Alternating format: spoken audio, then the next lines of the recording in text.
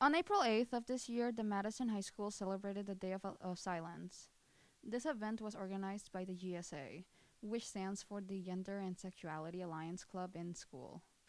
This event led students who are part of the LGBTQ community and allies to be silent for the whole school day. After the school day was over, the participants could break their silence and eat sweets and goods like cake in the after party out in the courtyard of the school.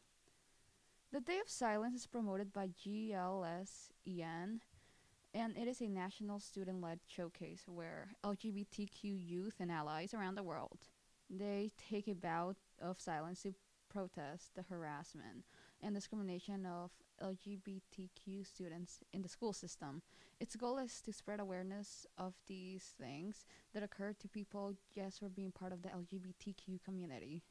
The Day of Silence was created in 1996 by a student of the University of Virginia, Maria Polsetti, and it was popular with the students.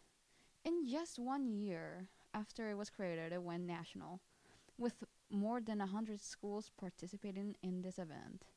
Our school celebrated it because it demonstrates the struggle that students from the LGBTQ community have gone through throughout history and how they were silenced by peers and teachers.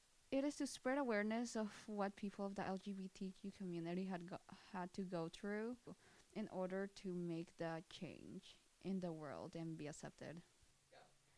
Why did you participate in the Day of Silence? I just think it's a good cause that everybody gets to be treated equally and fair. And I think the Day of Silence was really there to promote that. And it was also to acknowledge people in the past who have tried to act towards that and have not been allowed to, and therefore they've been silenced. I think it was one of those things where it was just a good cause, and I think promoting a good cause and people being treated equally is a good thing.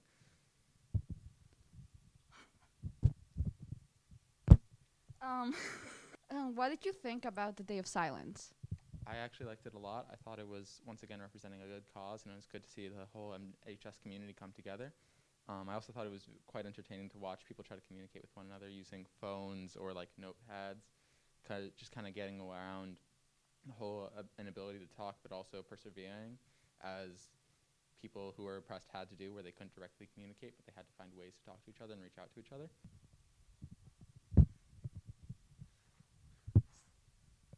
Do you think that we've come a long way as a community about addressing LGBTQ issues?